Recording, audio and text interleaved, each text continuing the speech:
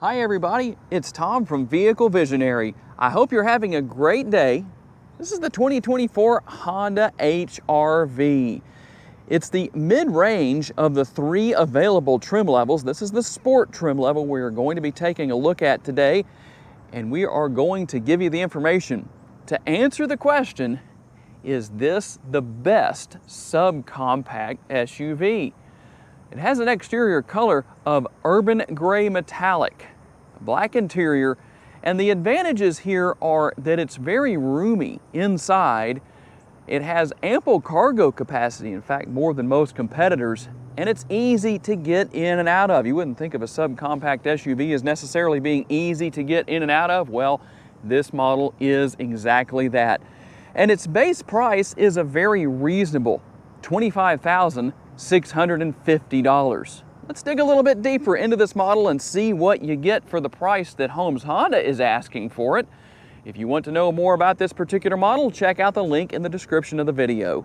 And just in case this is your first look at the second generation of the HR-V that debuted for the 2023 model year, how much bigger is it? Well, it's 1.7 inches longer in wheelbase. Wheelbase is measured from the center of one tire to the center of the other. Overall length, well, that's going to be the most change you're going to see as far as size goes, 9.4 inches. But that means a better ride quality, more space within the interior. That's one reason why we have what I told you about earlier with a roomy interior and better than average cargo capacity for a subcompact SUV. And the lighting on the exterior of the vehicle, headlights, taillights, daytime running lights, it's all LED. And just in case you're curious, that flickering effect you see, whether it's here with the lights on the exterior of the vehicle or maybe somewhere in the interior with the infotainment screen and other places, that has to do with the shutter speed of my GoPro. That is not really happening. It's not a defect with this HR-V. And you have Honda Sensing, Honda's safety suite of driving aids, collision mitigation, braking, road departure mitigation, adaptive cruise control, traffic jam assist. It's all here. And these HR-Vs come standard front-wheel drive, but all-wheel drive is optional. This particular model does come in all-wheel drive, or with all-wheel drive is a better way to put it. And what about your tire and wheel size? 225 will be the width. A 55 series sidewall wrapped around the gloss black 18-inch wheels. And we will have the heated, power adjustable, manually folding side view mirrors with turn signal indicators built in. As you can see right here, yes, you do have blind spot monitoring. I know a lot of you like to know about that, so now you know. And here is the remote for 2023 and 2024. Small, compact, seems very durable, does have remote start. I know that's a big deal for a lot of people. And then we'll have a nice look as far as the lines over the roof of the vehicle. The body-colored shark fin antenna, we're going to have the rear roof spoiler that helps to channel air over this rear window when you're driving down the road. That helps to keep it clean while you're driving. But when it does get dirty, when it's sitting still or whatever, if it's raining, well, obviously you have the rear window wiper. And here are the LED taillights I was telling you about. The HR-V logo and the Sport logo down there, as well as the singular tailpipe. And if you are not a fan of turbocharged engines, well, good news for you. The only engine available for this second generation of the HR-V is the 2-liter naturally aspirated 4-cylinder. It makes 158 horsepower and 138 pounds-feet of torque.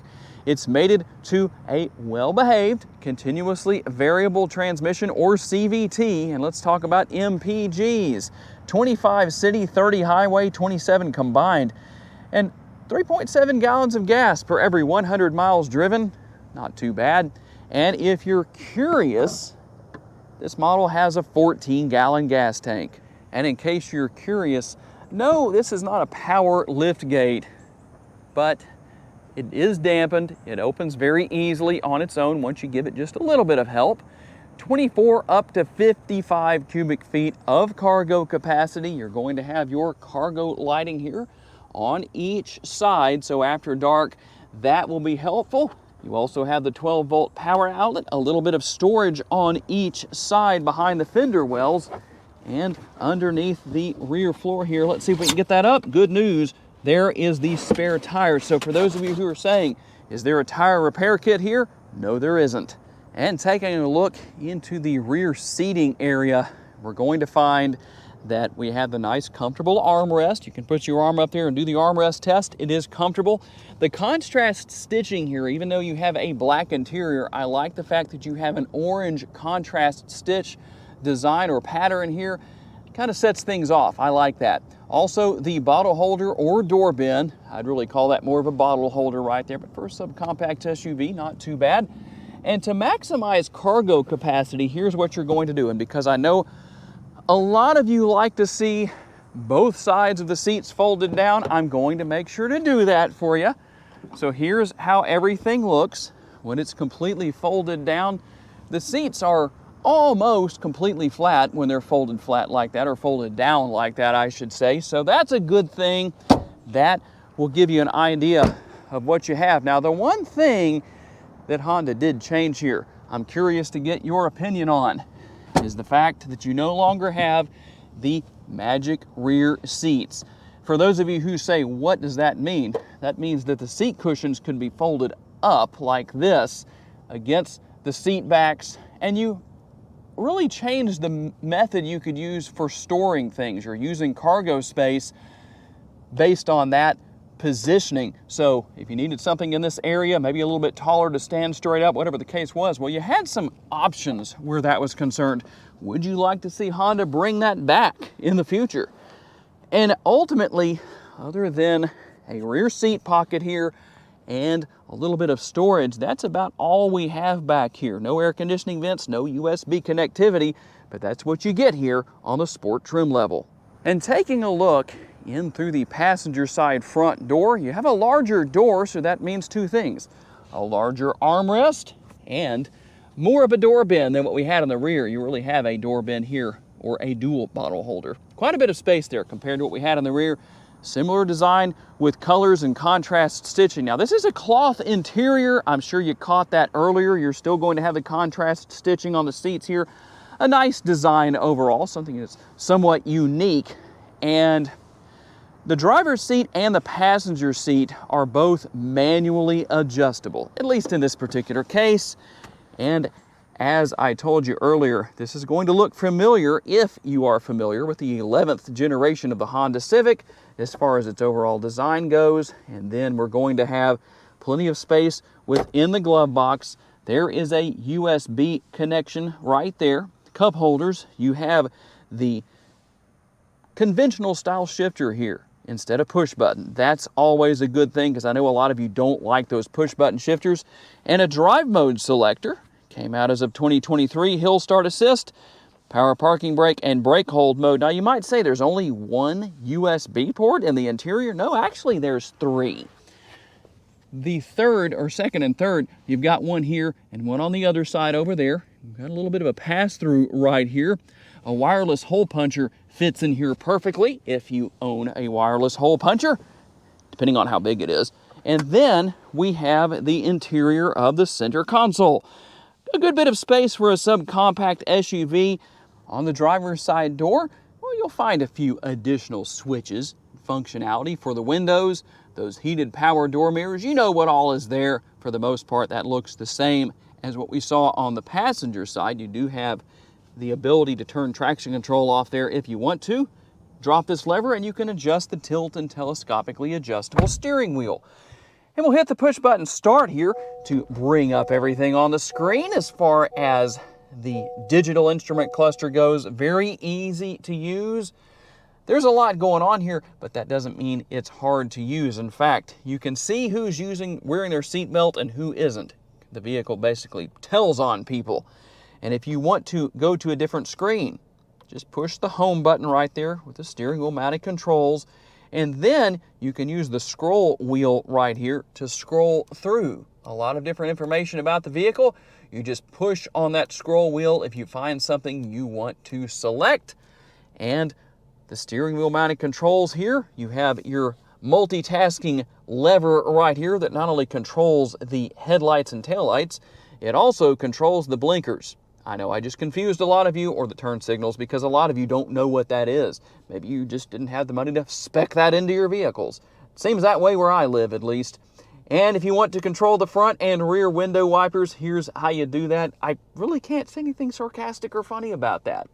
And the 9-inch touchscreen, excuse me, the 7-inch touchscreen, but you do have the optional 9-inch as well. And again, that flickering effect, I told you earlier what that is. If you were sitting in the passenger seat right now, you wouldn't see that effect. It just is because of the shutter speed of my GoPro. Maybe you skipped that part earlier. I don't know. We're going to cover that anyway, just in case. But you can see all of your functionality and information that you can go through right here. Really very simple. There's great technology here, but it is very much simplified. You do have your multi-view rear view camera. We can go through the 3 different views right here. And you also have this area right here that makes it easier to, you rest your fingers on there and then do whatever you need to do to use your functionality there. It's real simple. And you have 2 knobs right here, one for the volume, one for stations. That's a good thing. Now, in an interior of this size, I don't know that it's a bad thing to have single zone climate control, but that is what you have.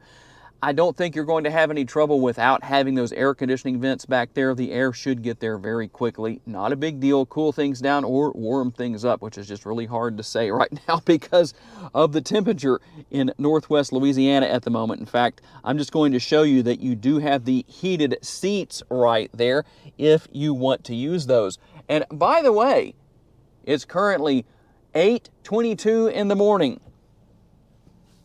Do you see that? It's 87 degrees. So if you're wondering why I don't want to leave the heated seats on, now you know. And one more thing before we hit the road for our test drive. You have your drive mode selector right here. What exactly are the drive modes? You're going to start with normal. We're going to go down to econ. We're going to go to snow right there. Now you'll notice that there doesn't seem to be a sport mode, not a smart mode. There is no smart mode, but there is a sport mode. But you notice that you don't use the drive mode selector to get to that. So you'll actually use the shifter if you want to get to sport mode, not smart mode. So there's D for drive, and there is S for sport. Okay, we're out on the road for our test drive with the HR-V Sport. And I know a lot of people might say, is 158 horsepower enough? Well, it seems to be a good horsepower to weight ratio. And it's not that anybody expects the HR-V to have neck-snapping performance. It does get solid gas mileage. The power seems to be enough to get it down the road with absolutely no problem. And yeah, there are some things that it would be nice to try as far as maybe having some other people in the vehicle, maybe a little weight in the cargo area, just to see what the difference is. But overall, not bad. The ride quality seems to be good, at least in my personal opinion. That's one of the things about these videos. When we do a test drive, such as what I'm doing right now, you really need to drive the vehicle for yourself to know what it's really like, if it's acceptable for you. Some people will say it is, some people won't. A lot of it's just dependent on what you're used to driving every day. For some people, it's going to be perfect. For some people might say, well, that's just not as comfortable as what I wanted. Try it for yourself. Based on my personal experience with my daily driver, I think it rides just fine. And with the different driving modes, well, depending on the situation you're in, you can get around and do what you need to do. And it's even good for driving in the snow. That's a good thing, especially if you have all-wheel drive, as this one does. You have everything you need to be able to take care of that. Enough ground clearance to definitely get you through, especially when the snow gets packed down, but you have just the ruts in the road from people driving through, and obviously that leaves that high spot in the middle. So that's when you're glad to have a vehicle that has a little bit of extra ground clearance. And unless you live in an area where the snow is outrageously coming down in buckets and dump trucks and things like that, you shouldn't have a problem. And something else that I like here, besides the roomy interior, the comfortable ride and the roomy interior work very well together. And the seats are comfortable, at least, again, based on my opinion. You need to try it out for yourself to draw your own conclusions on that. But one thing that I can definitely say here, if you're somebody who is stepping out of maybe a vehicle you've had for a long time, and you're saying to yourself, that technology is a little scary to me, how hard is it to learn? With the 7-inch screen, probably the easiest that Honda has to offer, and it really doesn't matter which Honda model or infotainment screen you have, whether it's the 9-inch that's available here, or even with the Accords with the 12.3-inch screen that is available there for the hybrid models. The technology may look more complicated and difficult to learn, but that doesn't mean that it is. Across the board, Honda has some of the easiest to learn and use technology in their vehicles of anything I know I have driven. So overall, you really have a lot of great features here, a lot of great functionality, a very good price, especially for this day and age. But the one thing I would be curious to know is, what would you like to see Honda add that is not currently here to the HR-V? Okay, tell me what you think. Those are the high points. We dug a little bit deeper than maybe some might on these videos with what you can get with this model for the price that at least Holmes Honda is selling it for. Is this the best subcompact SUV? Tell me what your answer is and tell me why you answer the way that you did. I have to say a special thanks to my friends here at Holmes Honda for loaning me this 24 HR-V for the day. And a special thanks to each and every one of you for being kind enough to give me the opportunity to give you a vision for your next vehicle. If you enjoyed this video and haven't subscribed to the Vehicle Visionary YouTube channel just yet, please consider doing so.